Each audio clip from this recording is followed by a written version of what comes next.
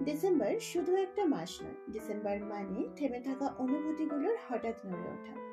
এই মাস এলেই মনে হয় বছরের সব না বলা কথা, সব চাপা পড়ে থাকা কান্না আর সব অসমাপ্ত গল্প যেন একসাথে দরজায় করা নাড়ে। ডিসেম্বরের সকালগুলো একটু বেশি চুপচাপ হয়। রোদের আলো থাকলেও উষ্ণতা কম। ঠিক যেমন মুখে হাসি থাকলেও মনের ভেতরে কোথাও একটা শীত জমে থাকে। এই মাসে হঠাৎ করেই পুরোনো চ্যাটগুলো খুলে বসি।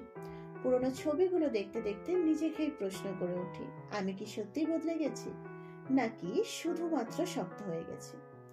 ডিসেম্বর মনে করিয়ে দেয় যারা ছিল কিন্তু আর নেই। কিছু মানুষ, কিছু সম্পর্ক, কিছু স্বপ্ন যেগুলো শুরু হয়েছিল খুব যত্নে কিন্তু শেষ হয়েছিল কোনো বিদায় ছাড়াই।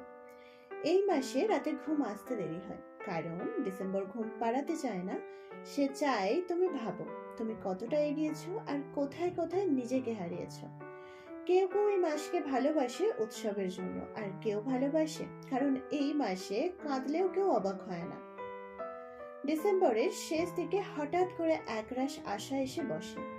নতুন বছর আসছে, হয়তো সব ঠিক হবে না, কিন্তু আমি আরেকটু শক্ত হব, আরেকটু নিজের মতো হব। ডিসেম্বর শেখায় শেষ মানে শেষ নয়, কিছু শেষ হয় যাতে নতুন কিছু শুরু হতে পারে। আর তাই ডিসেম্বর চলে যাওয়ার আগে চুপচাপ বলে যায়, নিজের যত্ন নিও, কারণ তুমি অনেক কিছু সহ্য করেছো।